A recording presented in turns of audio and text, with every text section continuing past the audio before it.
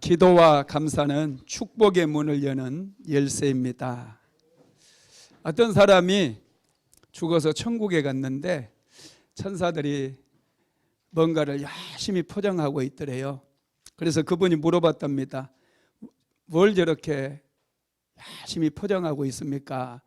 그랬더니 천사가 말하기를 하나님께서 땅에 사는 사람들에게 선물을 주기 위해서 포장하고 있습니다. 그랬더래요. 그러면서 계속해서 덧붙이는 말이 그런데 이 선물은 고난이라고 하는 포장지로 포장을 하고 있어요. 그런데 이 포장지가 아주 단단하고 튼튼해 가지고 이 선물을 잘 파손되지 않도록 붙잡아주는 그런 역할을 해서 아주 좋다고 그런 얘기를 하더랍니다. 그 옆에서 이 말을 듣고 있던 한 천사가 다시 이렇게 말합니다. 사람들은 고난이라고 하는 껍데기만 보고 그 안에 풍성한 축복이 들어있는 줄도 모르고 고난의 포장지만 보고 피하거나 받아놓고 포장지를 뜯지 않고 내버려 두고 있습니다. 그러더래요. 그래서 이제 그분이 그러면 이 선물의 포장지를 어떻게 뜯을 수 있습니까? 질문을 했대요. 그랬더니 천사가 하는 말이 감사가 포장지를 뜯는 열쇠입니다. 그랬더래요. 고난이 찾아와도 하나님께 감사함으로 나아가게 되면 고난의 포장지가 뜯겨지게 되고 그 안에 하나님께서 예비하신 놀라운 축복을 받게 된다는 거예요. 와, 놀랍지 않습니까? 하나님께서 우리의 삶에 복을 주실 때 고난이라고 하는 포장지로 싸서 우리에게 주시기 때문에 고난이 찾아온다 할지라도 하나님께 감사하면 크게 복을 받아 누리게 될 줄로 믿습니다. 감사는 축복의 열쇠입니다. 감사는 기적을 끌어다 주고요. 감사는 역사를 변화시킬 수 있는 그런 능력이 되기도 해요. 우리가 오늘 읽은 본문은 다니엘이라고 하는 사람의 이야기입니다. 다니엘은 기도의 사람이었을 뿐만 아니라 하나님 앞에 늘 감사했던 감사의 사람이었어요. 다니엘은 모든 것을 이기려고 하지 않습니다. 다니엘은 이길 필요가 없는 일에는 에너지를 낭비하지 않았어요. 오직 하나님께 기도하는 일에 집중했다라는 것이죠. 그래서 그는 승리할 수 있었고 복된 인생을 살 수가 있었던 것이죠. 여러분, 우리의 삶에 아무리 어려움이 찾아오고 고난이 찾아온다 할지라도 하나님께 은혜를 받으면 전혀 문제가 되지 않습니다. 축복을 받으면 아무도 우리를 해치지 못한다라는 거예요. 다니엘은 하나님께 기도하고 감사함으로 그는 이미 하나님께 은혜를 받은 사람이었고 축복을 받은 사람이었어요. 다니엘서 6장 1절에서 3절까지 한번 같이 읽어봅시다. 다리오가 자기의 뜻대로 고관 120명을 세워 전국을 통치하게 하고 또 그들 위에 총리 셋을 두었으니 다니엘이 그 중에 하나이라.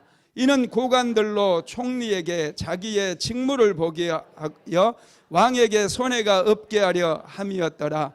다니엘은 마음이 민첩하여 총리들과 고관들이 뛰어남으로 왕이 그를 세워 전국을 다스리게 하고자 한지라. 아멘.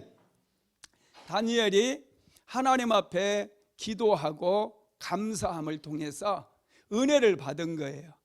그러자 다니엘의 마음이 굉장히 민첩했다고 나오죠. 다니엘이 굉장히 지혜로웠고 다니엘이 총명했다는 얘기예요. 다리오가 페르시아의 왕이 되었어요. 물론 메데아하고 페르시아가 연합을 해가지고 바벨론이라고 하는 나라를 무너뜨리고 이제 이 바벨론 땅에 페르시아 대제국이 세워지게 됐거든요. 다니엘은 포로된 땅, 이 바벨론이 남왕국 유다를 무너뜨리고 포로를 끌고 왔을 때 그때 포로로 끌려왔던 사람이에요. 그런데 이 바벨론이라고 하는 나라가 페르시아라고 하는 나라에 의해서 멸망을 당해버립니다. 그러면 바벨론 나라에서 높은 고위공직자였던 다니엘 역시도 죽음을 면치 못하거나 기꺼해봐야 목숨을 건진다 할지라도 어디 지방이나 그런 데 귀양을 가서 겨우 간당간당 살아가는 게 여러분 세상에 잊히지 않습니까? 그렇게 왕조가 바뀌었어요. 바벨론 나라의 다니엘은 고위공직자였는데 이 바벨론이 페르시아 제국에 의해서 멸망을 당해버렸어요. 그런데 다니엘이 페르시아 왕에게 은혜를 입고 고위공직자가 거기에서도 된 거예요. 3명의 총리를 뽑았는데 다니엘이 3명의 총리에 뽑힌 거예요.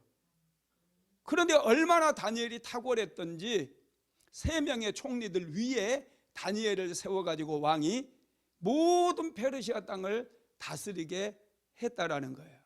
이렇게 다니엘이 지혜롭고 마음이 민첩할 수 있었던 것은 하나님께 은혜를 받았기 때문에, 하나님께서 다니엘을 특별하게 사랑하셔서 다니엘에게 은혜 주시고 다니엘에게 축복을 주시다 보니까 이렇게 다니엘이 높은 자리에 올라가게 되었다는 거 믿으시기를 바랍니다. 다니엘이 이렇게 페르시아 왕조가 바뀌었음에도 불구하고 살아남아서 페르시아의 총리가 되다 보니까, 페르시아라고 하는 나라가 만만한 나라가 아니잖아요. 작은 나라가 아니잖아요. 바벨론, 거대한 제국 아수르, 바벨론 이런 나라들을 전부 다 전쟁으로 무너뜨리고 그들이 세운 나라잖아요. 그러다 보니 왕을 도와서 그 페르시아 대제국을 세웠던 왕의 신하들이 있지 않겠습니까? 왕을 도와서 여러분 세웠던 그 나라의 1등 공신들 얼마나 많겠어요. 그런데 그 공신들보다도 다니엘을 높여 세우니까 신하들이 반발을 하게 되는 거예요. 시기심이 나고 다니엘에 대해서 막 질투심이 생긴 거예요. 그러면서 다니엘에 대해서 얘기를 할 때 포로된 땅에서 끌려온 자라고 얘기해요. 다니엘이 지금 총리잖아요. 다니엘 총리라고 얘기하지 않아요. 거기에는 이 시기심과 질투심이 다 섞여 있기 때문에 이 나중에 이 신하들이 얘기를 할 때 포로된 땅에서 끌려온 이 다니엘이라고 그렇게 얘기를 한다라는 거예요. 그래서 이 시기와 질투심을 가지고 다니엘을 끌어내리려는 그런 음모들이 막 생깁니다. 페르시아 왕궁의 이 고위 공직자들이, 왕의 총애를 입은 고위 공직자들이 어떻게 해서든지 다니엘을 끌어내리고 자기들이 그 자리에 올라가기 위해서 무서운 음모를 꾸미고 있다라는 거예요. 한번 읽어봅시다. 다니엘서 6장 4절입니다. 이에 총리들과 고관들이 국사에 대하여 다니엘을 고발할 근거를 찾고자 하였으나 아무 근거 아무 허물도 찾지 못하였으니 이는 그가 충성되어 아무 그릇됨도 없고 아무 허물도 없음이었더라. 다니엘을 끌어내리기 위해서 다니엘이 했던 일들 전부 일일이 다 조사하는 거예요. 국정조사하는 것처럼 일거수일투족을 다 감시했을 뿐만 아니라 다니엘이 처리했던 일들, 그 역사적인 사례들 전부 뒤집어 가면서 허물을 찾기 위해서 그들이 막 뒤지고 또 뒤졌다는 거예요. 그런데 고발할 근거를 찾습니까? 아무리 노력을 해도 찾지를 못하는 거예요. 뭐 먼지 하나 털어도 나오지를 않는 겁니다. 다니엘이 그렇게 충성된 사람이었다라는 것을 알 수가 있죠. 그러자 그들이요 다니엘을 제거하기 위해서 흉계를 꾸미기 시작합니다. 아주 나쁜 계략을 꾸미기 시작해요. 그것은 다니엘이 어떻게 사는가를 자세하게 관찰을 하면서 다니엘이 하나님 앞에 하루에 3번씩 기도하면서 감사한다라는 사실을 알고 그것을 통해서 다니엘을 제거하고 다니엘을 끌어내려버리기 위해서 그들이 흉한 계략을 만든다는 거예요. 그래서 그들이 한 법령을 만들게 되는데 그게 다니엘서 6장 5절에서 9절에 나와 있습니다. 같이 읽어봅니다. 그들이 이르되 이 다니엘은 그 하나님의 율법에서 근거를 찾지 못하면 그를 고발할 수 없으리라 하고 이에 총리들과 고관들이 모여 왕에게 나아가서 그에게 말하되 다리오 왕이여 만수무강하옵소서. 나라의 모든 총리와 지시와 총독과 법관과 관원이 의논하고 왕에게 한 법률을 세우며 한 금령을 전할 것을 구하나이다. 왕이여, 그것은 곧 이제부터 30일 동안에 누구든지 왕에게 어떤 신에게나 사람에게 무엇을 구하면 사자굴에 던져 넣기로 한 것이니이다. 그런즉 왕이여, 원하건대 금령을 세우시고 그 조서에 왕의 도장을 찍어 메대와 바사에 고치지 아니하는 규례를 따라 그것을 다시 고치지 못하게 하옵소서 하매, 이에 다리오 왕이 조서에 왕의 도장을 찍어 금령을 내니라. 아멘. 다니엘의 대적들이 다니엘 한 사람을 제거하기 위해서 그들이 법령을 만듭니다. 다니엘을 끌어내리고 다니엘을 제거해 버리려고. 다니엘은 지금 충성된 사람이고 페르시아라고 하는 나라를 유익하게 만드는 유일한 사람이에요. 청렴하고 정직한 그런 최고의 충신 중의 충신입니다.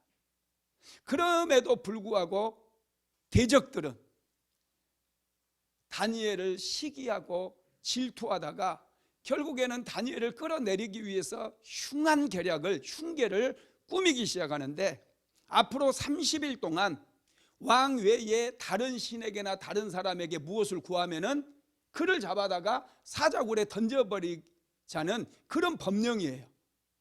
그 법령을 왕에게 얘기했고 왕의 제가를 받아가지고 왕의 인장 도장을 찍어버립니다.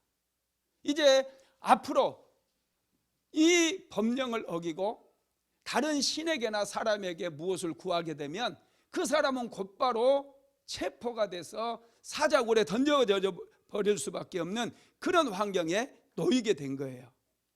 여러분, 다니엘이 절대로 빠져나올 수 없는 그런 수렁을 만든 거예요. 다니엘을 총애했던 다리오 왕도 그 사실을 알면서도 어떻게 할 수가 없습니다. 왜냐하면 페르시아의 법에는 왕이라 할지라도 왕이 도장을 찍어서 공포해버린 그런 법은 다시는 파기할 수 없고 폐기할 수 없어요. 그 법은 반드시 지켜져야 되기 때문에 앞으로 30일 동안은 누구에게도 기도해서도 안 되고 다른 사람에게 무엇을 구해서도 안 된다는 거예요. 이런 법이 이미 통과가 돼가지고 공포까지 되어버린 것이죠. 그런데 여러분, 다니엘은 그런 흉한 계략을 알았을까요? 몰랐을까요? 알았습니다. 이 법은 자기 자신만을 위해서 만들어졌고 자기를 제거하기 위해서 만들었다는 사실을 다니엘은 누구보다도 잘 알았다는 거예요. 그럼에도 불구하고 다니엘이 어떻게 하는지 볼까요? 다니엘서 6장 10절입니다. 시작.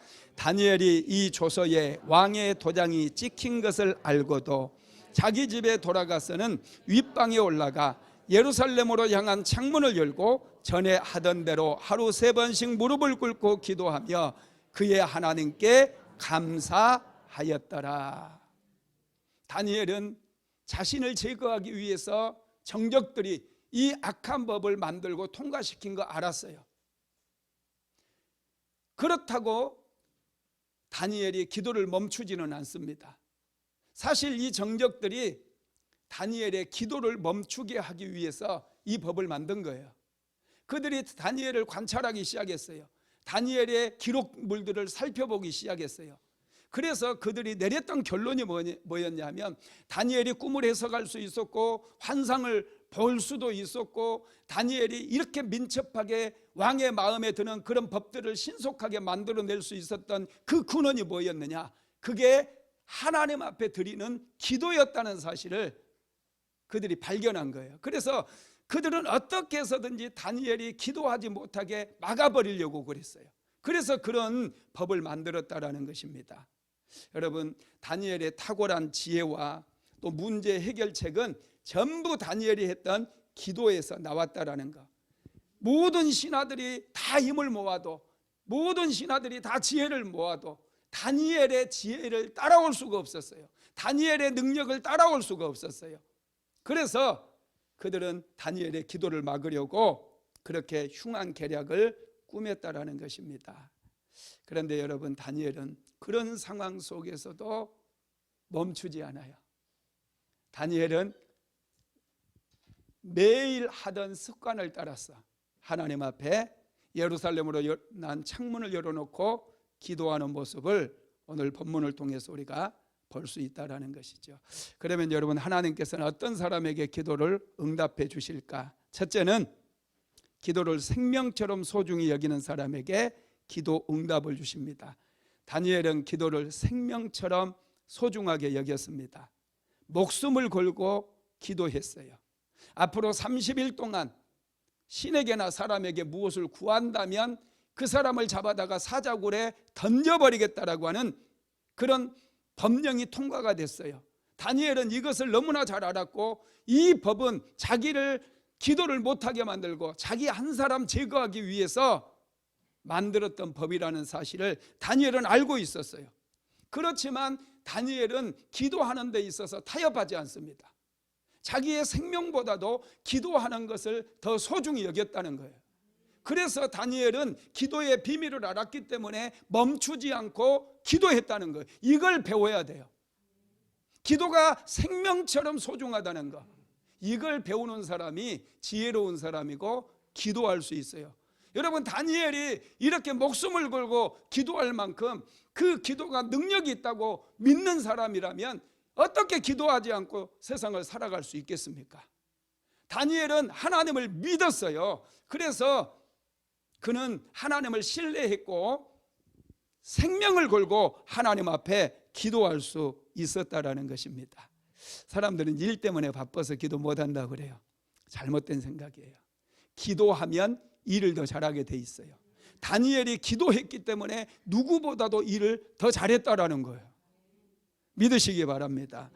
다니엘은 기도했기 때문에 하나님의 은혜가 다니엘에게 늘 머물렀어요. 그래서 사람들이 볼 때 다니엘은 거룩한 사람이었어요. 자, 다니엘서 4장 18절 말씀 한번 같이 읽어봅시다. 나 느부갓네살 왕이 이 꿈을 꾸었나니 너 벨드사사라, 그 해석을 밝히 말하라. 내 나라 모든 지혜자가 능히 내게 그 해석을 알게 하지 못하였으나 오직 너는 능히 하리니 이는 거룩한 신들의 영이 내 안에 있음이라. 아멘. 바벨론의 느부갓네살 왕은 다니엘이 하나님 앞에 늘 머물러 있고 하나님께 기도함으로 인해서 하나님께서 다니엘과 함께 계시다는 것을 알았어요. 그래서 자기의 꿈을 해석해 달라고 그렇게 부탁을 했다라는 것입니다. 다니엘이 쉬지 않고 위기를 만났을 때도 하나님을 신뢰함으로 기도했을 때 하나님께서 다니엘에게 지혜를 주셨을 뿐만 아니라 다니엘과 함께 하셨다는 사실입니다. 뿐만 아니라 다니엘은 하나님을 믿었습니다.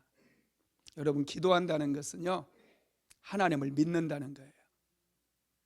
다니엘이 기도했다고 그 문제가 당장 해결되지는 않았어요.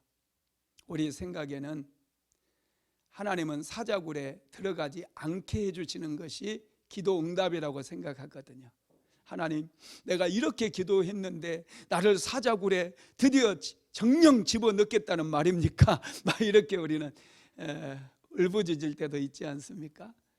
우리 생각에는 사자굴에 내려가지 않는 게 그게 하나님의 기도의 응답이라고 생각하고 그것을 구할 때가 참 많아요. 그런데 여러분, 그렇지 않습니다. 하나님께서는 때로 우리로 하여금 기도했어도 사자굴에 들어가게 하실 때가 있어요. 그렇다고 해서 인생이 끝장나는 게 아닙니다. 사자굴 속에서 기적이 일어나게 되고 하나님께서는 이미 천사를 보내가지고 사자들의 입을 막아버리는 그런 역사도 일어나게 된다라는 것이죠. 여러분, 그렇습니다. 기도했음에도 불구하고 일어날 일 다 일어난 것처럼 보이지만 여러분, 그렇지 않습니다. 우리가 기도하면서 하나님께 감사하게 되면은 사자굴에서도 다시 목숨을 보존하고 살아나는 그런 역사가 일어나게 되는 것이죠. 다니엘은 사자굴에서 살아납니다. 다니엘서 6장 23절 말씀 한번 같이 읽어봅니다. 왕이 심히 기뻐서 명하여 다니엘을 굴에서 올리라 하매 그들이 다니엘을 굴에서 올린즉 그의 몸이 조금도 상하지 아니하였으니 이는 그가 자기의 하나님을 믿음이었더라. 다니엘이 하나님을 끝까지 믿었다는 거예요. 사자굴에 들어갔어도 하나님을 믿는 믿음을 포기하지 않았어요. 끝까지 하나님을 믿음으로 말미암아 사자굴에서 살아서 올라오는 그런 역사가 일어나게 되었다는 것입니다. 여러분, 다리오 왕이요, 다니엘을 사자굴에 들어가게 결국 하잖아요. 그 대적자들이 법령을 통과시켜 놓고 다니엘을 붙잡아 와서 왕이시여 다니엘을 사자굴에 집어 던지소서 막 그렇게 해가지고 어쩔 수 없이 왕이 다니엘을 사자굴에 던지라고 그래요. 그러면서 이 다리오 왕이 다니엘에게, 다니엘이 사자굴에 들어갈 때 했던 말이 있습니다. 그게 참 은혜가 되더라고요. 16절, 다니엘서 6장 16절 한번 읽어볼까요? 이에 왕이 명령하며 다니엘을 끌어다가 사자굴에 던져 넣는지라. 왕이 다니엘에게 이르되 내가 항상 섬기는 너의 하나님이 너를 구원하시리라 하니라. 내가 항상 섬기는 너의 하나님이 너를 구원하시리라. 야, 이게 믿는 사람이 아니거든요. 지금 다리오 왕은 하나님을 전혀 모르는 사람이에요. 그런데 다니엘이 얼마나 신실하게 하나님을 섬겼던지 믿음이 생겨가지고 다니엘에게 내가 항상 섬기는 너의 하나님이 너를 구원하시리라 이렇게 선포를 해버리더라고요. 야, 여러분, 다니엘이 이렇게 하나님을 신뢰했던 사람, 믿었던 사람이에요. 저와 여러분도 어떤 상황 속에서도 하나님을 믿게 되기를 주님의 이름으로 축복합니다. 다니엘은 모든 것을 하나님께 맡겼어요. 자신의 생명까지도 하나님께 맡겼습니다. 그때 하나님께서 사자굴에서 다니엘을 보호해 주시죠. 다니엘이 사자굴에 올라와서 왕에게 이렇게 고백을 합니다. 다니엘서 6장 22절 한번 읽어봅시다. 나의 하나님이 이미 그의 천사를 보내어 사자들의 입을 봉하셨으므로 사자들이 나를 상의하지 못하셨사오니 이는 나의 무죄함이 그 앞에 명백함이오며 또 왕이여 나는 왕에게도 해를 끼치지 아니하였나이다 하니라. 아멘. 여러분, 다니엘이 승리할 수 있었던 것은 다니엘의 믿음이었어요. 믿음이 있었기 때문에 생명을 걸고 그렇게 하나님께 기도하며 감사할 수 있었다라는 것이죠. 뿐만 아니라 여러분, 다니엘은 습관적으로 기도를 했더라고요. 참 위기 때에 이 습관적으로 한 기도는요, 빛을 발하게 되어 있어요. 어려움을 당할 때만 우리가 기도하는 경우가 많아요. 어려움을 만나서 목사님 어떻게 하면 좋을까요? 다급하게 저에게 기도 부탁하는 분도 있고 상담을 요청하는 분도 있고 그래요. 그런데 어려움이 찾아오기 전에 다니엘은 평소에 하나님 앞에 습관적으로 하루 3번씩 시간을 정해놓고 장소를 정해놓고 하나님 앞에 기도했다는 거야. 그럴 때 여러분, 위기가 찾아와도 하나님 은혜가 부어지게 되고 그 위기 속에서 기적을 경험할 수 있게 된다는 겁니다. 그래서 저와 여러분은 항상 습관적으로 전에 하던 대로 다니엘은 예루살렘으로 난 창문을 열어놓고 사람들이, 정적자들이 다니엘을 제거할 목적으로 지금 일거수일투족을 감수하고 있는 그런 상황이에요. 그럼에도 불구하고 예루살렘으로 난 창문을 활짝 열어버립니다. 그리고 무릎을 꿇고 하나님 앞에 엎드려서 간절히 다니엘이 기도했어요. 습관적으로 기도했다는 거예요. 여러분, 습관 중에 제일 습관이 안 되는 게 사실은 기도하는 습관이에요. 저도 기도를 매일마다 하고 있어요. 그런데 3년이 지나도 기도는 습관이 안 됐어요. 3년이 지나도 매일마다 기도하러 나아갈 때 내 자신과 싸워야만 했습니다. 억지로 몸을 끌고 가서 기도의 자리에 앉혀놨어요. 그리고 그곳에서 기도가 안 될 때도 하나님의 이름을 불렀고 기도가 잘 될 때도 흥분하지 않고 그 자리에서 하나님 앞에 계속해서 기도했어요. 10년이 지나니까 습관이 되더라고요. 10년이 지나니까 지금은 그냥 너무나 자연스럽게 매일 저녁에 그리고 새벽에 나와서 하나님 앞에 기도하는 거예요. 여러분, 기도 습관은 정말로 잘 안 되지만은 매일마다 내 자신을 쳐서 하나님 앞에 데리고 나올 때에 10년 정도 되면은 기도 습관이 돼가지고 다니엘 같이 하늘의 문을 열어버리는 그런 인생을 살아갈 수 있다라는 사실을 믿게 되기를 주님의 이름으로 축복합니다.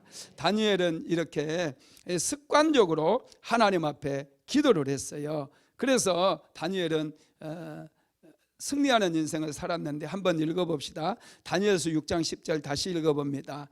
다니엘이 이 조서에 왕의 도장이 찍힌 것을 알고도 자기 집에 돌아가서는 윗방에 올라가 예루살렘으로 향한 창문을 열고 전에 하던 대로 하루 3번씩 무릎을 꿇고 기도하며 그의 하나님께 감사하였더라. 아멘.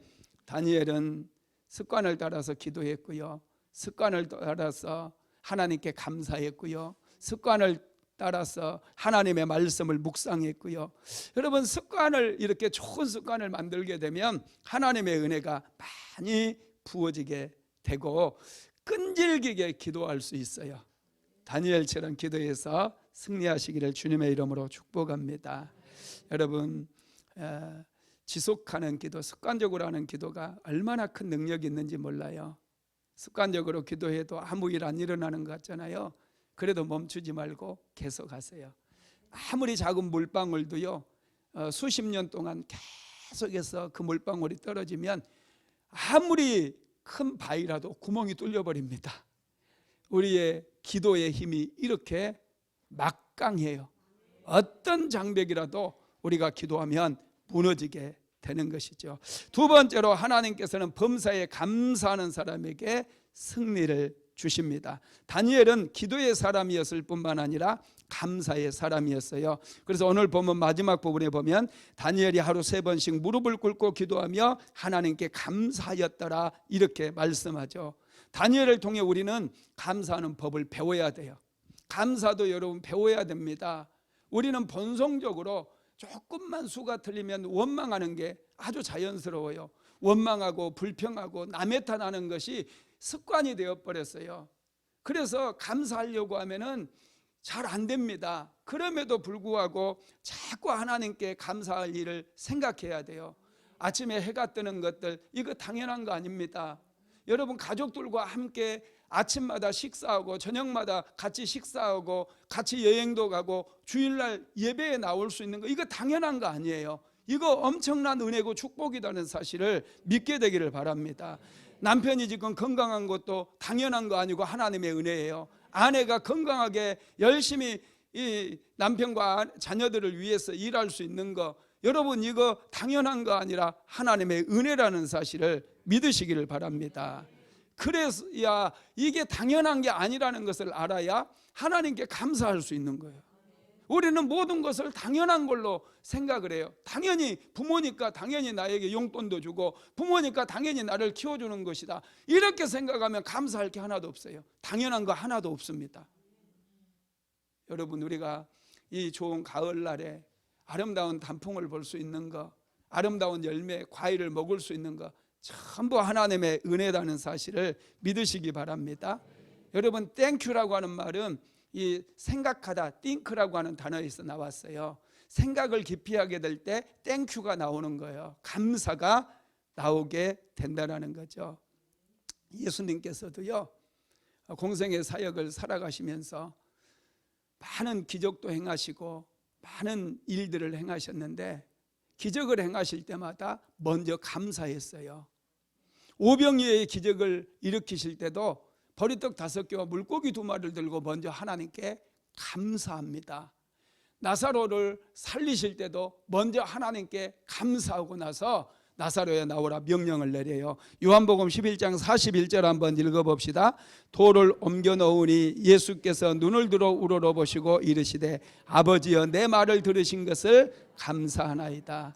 감사는 이렇게 축복의 씨앗이 되고 기적의 씨앗이 된다는 거 믿으시기 바랍니다. 그래서 감사는 최고의 영성이라고도 얘기해요. 영성이 깊은 사람일수록 항상 그의 삶에는 감사가 따라다닌다라는 것이죠. 감사와 기도가 함께 갈 때 우리의 삶에 능력이 나타나게 됩니다. 여러분, 첫째, 감사의 대상은 하나님이라는 거예요. 다니엘은 감사의 대상을 분명히 했어요. 하나님께 기도하며 감사하였더라, 이렇게 성경은 기록하고 있죠. 다니엘이 꿈을 해석할 수 있었어요. 또 다니엘이 굉장히 지혜로웠어요. 왕의 정책들을 왕에게 얘기를 들으면 바로바로 실행책을 만들어낼 정도로 아주 탁월했습니다. 그런데 다니엘은 그것이 자기에게서 나온 것이 아니라 하나님으로부터 나온 것이라는 것을 너무나 잘 알았습니다. 하나님은 은혜의 원천이고 지혜의 원천이고 능력의 원천이고 축복의 원천이라는 것을 그는 알았어요. 그래서 그는 매일마다 기도했다는 거예요. 하나님으로부터 축복이 부어지는 거 믿습니까? 기적이 하나님으로부터 오는 거 믿습니까? 다니엘처럼 기도하십시오. 그 하나님을 믿고 다니엘처럼 시간을 정하고 장소를 정해놓고 매일마다 하나님의 이름을 불러보세요. 여러분들의 생애 속에 하늘의 문이 열려집니다. 다니엘은 하늘의 문이 열렸기 때문에 그가 기도했을 때 그는 사자굴에 던져졌어도 전혀 상함도 해함도 받지 않았어요. 그가 기도했을 때 미래에 대한 비전이 보였고요, 또 꿈을 해석할 수 있게 되었다라는 것입니다. 여러분, 다니엘도 사실은 어떻게 보면 사람의 도움도 많이 받게 되거든요. 환관장에게 도움을 받았잖아요. 시대장 아리옥의 도움을 받았잖아요. 느부갓네살 왕의 도움도 받았잖아요. 다리오 왕의 도움도 받게 되잖아요. 그런데 여러분, 이건 모르는 사람들은 사람이 도와줬다고 생각하는데 다니엘은 알았어요. 이건 사람에게 온 것이 아니라 하나님으로부터 온 것이었다는 것을 알았습니다. 그래서 그는 기도할 때마다 하나님께 감사했다는 거예요. 할렐루야. 뿐만 아니라 다니엘은 응답받기 전에, 두 번째, 기도 응답받기 전에 먼저 감사를 합니다. 다니엘이 사자굴에 던져져 버립니다. 기도해도 사실은 응답받지 못한 것 같아요. 그런데 사자굴에 던져진다라는 것을 알고 다니엘이 하나님 앞에 기도하면서 감사했다라는 거예요. 이게 중요해요. 여러분, 우리 인생 속에 기도 응답이 오기 전에 먼저 감사하는 그런 역사가 일어나게 되기를 주님의 이름으로 축복합니다. 오히려 상황은 더 안 좋아졌어요. 다니엘은 사자굴에 던져져 버립니다. 그런데 여러분, 그것이 끝이 아니잖아요. 하나님께서 사자굴에서 다니엘을 보호해 주셨고 다시 올라오게 하셨어요. 다니엘이 하나님 앞에 감사했기 때문에. 감사는 범사에 하나님 앞에 감사하는 거예요. 형통할 때만 감사하는 게 아니라 범사에 매 순간순간 하나님의 은혜를 깨닫고 하나님께 감사하시기 바랍니다. 데살로니가전서 5장 16절로 18절 같이 읽어봅시다. 항상 기뻐하라, 쉬지 말고 기도하라, 범사에 감사하라. 이것이 그리스도 예수 안에서 너희를 향하신 하나님의 뜻이니라. 범사에 감사라는 거예요. 그리고 네 번째, 기도 응답은 범사에 감사하는 사람에게 더욱 자주 나타난다라는 것이죠. 다니엘은 기도 응답을 받았을 때도 감사했지만은 기도 응답을 받지 못할 때도 감사했고 기도가 응답되었을 때 또한 하나님께 감사했어요. 자, 다니엘서 2장 23절도 읽어볼까요? 우리 조상들의, 나의 조상들의 하나님이여, 주께서 이제 내게 지혜와 능력을 주시고 우리가 주께 구한 것을 내게 알게 하셨사오니 내가 주께 감사하고 주를 찬양하나이다. 곧 주께서 왕의 그 일을 내게 보이셨나이다 아니라. 아멘. 하나님께서 은혜를 베풀어 주셨을 때도 그것이 자기에게서 온 것이 아니라 하나님으로부터 나왔다는 사실을 알았기 때문에 다니엘은 하나님 앞에 감사할 수 있었다라는 것입니다. 세 번째로, 하나님께서는 우리가 기도할 때 앞서서 일을 행하신다는 것입니다. 여러분, 기도를 한 다음에 너무 조급하게 생각하지 마세요. 좀 넉넉해야 돼요. 기다릴 수 있어야 돼요. 참을 수 있어야 돼요. 무슨 일이든지 너무 결과를 빨리 보려고 애쓰지 마십시오. 다니엘이 기도를 드렸지만은 즉각적으로 응답되지 않았어요. 모든 게 끝난 것처럼 느껴졌어요. 결국 사자굴에 던져집니다. 하나님, 내가 그렇게 기도했거늘 어떻게 사자의 밥이 되게 하십니까? 이렇게 원망하고 불평할 수 있는 상황 속으로 들어갔어요. 그런데 우리 믿음의 백성들에게는요, 끝날 때까지 끝난 게 아니에요. 사자굴에 들어갔다고 끝난 게 아닙니다. 오히려 사자굴에서 하나님의 역사를 경험하게 된다라는 것입니다. 하나님께서 언제 일하시는 줄 아십니까? 모든 것이 끝났다고 생각할 때 일하셔요. 아브라함이 여러분 아들을 낳지 못했잖아요. 99세가 되었을 때 그는 포기해버려요. 약속을 포기해버려요. 나는 안 되는구나. 그때 하나님께서 찾아오셔가지고 내년 이맘때에 내 아내 사라에게서 아들이 생길 것이다. 얼마나 놀랍습니까? 100세가 된 아브라함이 아들을 낳게 된다라는 거예요. 여러분 다니엘의 세 친구 사드락과 메삭과 아벳느고 잘 알지 않습니까? 느부갓네살 왕이 금신상을 세워놓고 각도의 모든 지도자들을 다 불러서 그 금신상에게 절하도록 명령을 내렸어요. 그런데 다니엘의 세 친구 사드락과 메삭과 아벳느고만이 금신상에게 절을 하지 않습니다. 느부갓네살 왕이 대노를 했어요. 끌고 오라고 그랬어요. 위협을 합니다. 다시 한번 너희들에게 기회를 줄 테니까 나팔 소리가 들리거든 금신상에게 절을 해라. 그럼에도 불구하고 다니엘의 세 친구는 절을 하지 않습니다. 풀무불에 집어 던져버리겠다고 얘기를 해도 절을 하지 않는 거예요. 만약에 하나님께서 살아계시면은 자기들을 보호해 주실 것이지만 그리하지 아니할지라도 우리가 왕의 금신상에게는 절을 하지 않겠다고 단호하게 그들은 얘기를 합니다. 그런 모습을 보고 하나님께서 얼마나 감동하시겠어요. 그러면서 갑자기 천둥이 친다거나 그냥 느부갓네살 왕에게 하나님께서 야 느부갓네살 너 이제 들었느냐 막 그러면서 갑자기 하늘에서 막 음성이 확 들려지고 그러면서 사람들에게 느부갓네살 왕이 저 금신상을 세웠는데 너희들은 저것이 신상인 줄 알고 절을 하지 않았느냐. 그러나 내 종들은 금신상에게 절을 하지 않았다. 그러면서 내가 이놈들에게 상을 주겠노라. 이렇게 얘기했으면 얼마나 좋겠어요. 여러분 결국 어떻게 됩니까? 하나님께서는 잠잠히 계셨어요. 그리고 결국에 다니엘의 세 친구는 풀무불 속에 던져져 버립니다. 모든 게 상황이 끝난 것 같아요. 한 번의 선택을 잘못해가지고 믿음의 선택을 잘못해가지고 그들은 용광로 속에서 다 태워 죽었더라. 이렇게 여러분 이야기가 끝나버렸으면 얼마나 이상한 이야기가 됐겠어요. 그런데 여러분 그 풀무불 속에 하나님께서 같이 들어가신 거예요. 그래서 다니엘의 세 친구를 지켜주셨을 뿐만 아니라 머리카락 하나 손상되지 않도록 그들을 다시 풀무불 가운데서 건져주셨다는 것입니다. 여러분 하나님께서 일하시는 때가 있어요.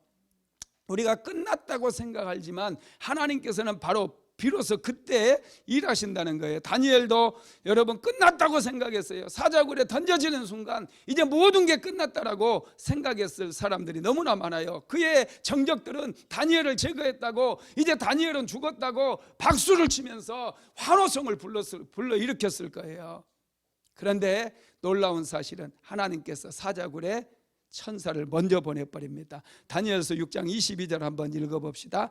나의 하나님이 이미 그의 천사를 보내어 사자들의 입을 봉하셨으므로 사자들이 나를 상의하지 못하였사오니 이는 나의 무죄함이 그 앞에 명백함이오며 또 왕이여 나는 왕에게도 해를 끼치지 아니하였나이다 하니라. 아멘. 이미 하나님께서 천사를 보냈어요. 다니엘이 사자굴에 던져지기 전에 이미 천사를 사자굴에 먼저 보내셨다라는 거예요.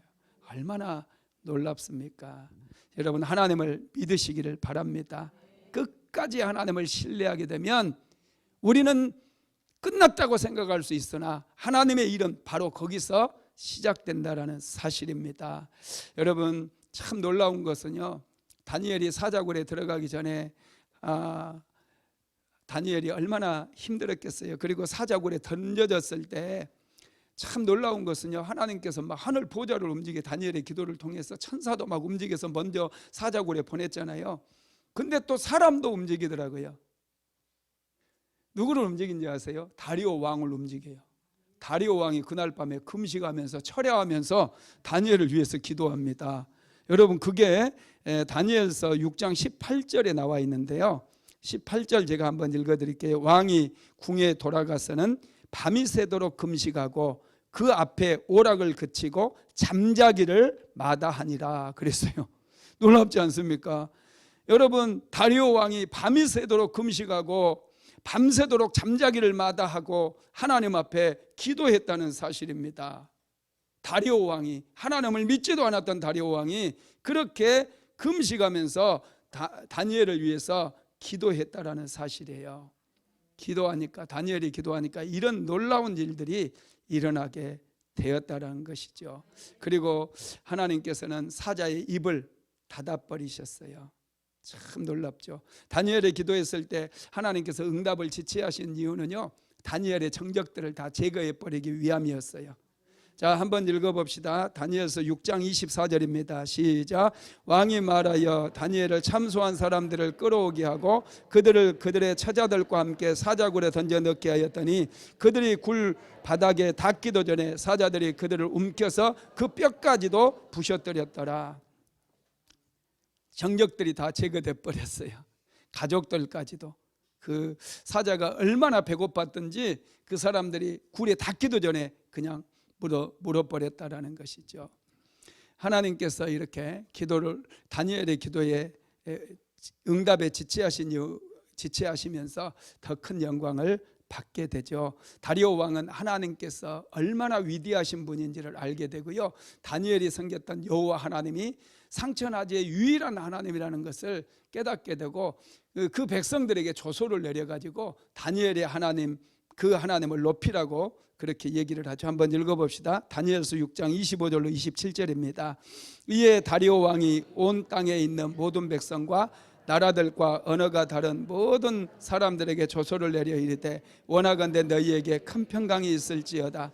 내가 이제 조소를 내리노라. 내 나라 관할 아래에 있는 사람들은 다 다니엘의 하나님 앞에 떨며 두려워할지니 그는 살아계시는 하나님이시요 영원히 변하지 않으실 이시며 그의 나라는 멸망하지 아니할 것이요 그의 권세는 무궁할 것이며 그는 구원도 하시며 건져내기도 하시며 하늘에서든지 땅에서든지 이적과 기사를 행하시는 이로써 다니엘을 구원하여 사자의 입에서 벗어나게 하셨습니다 하였더라. 아멘.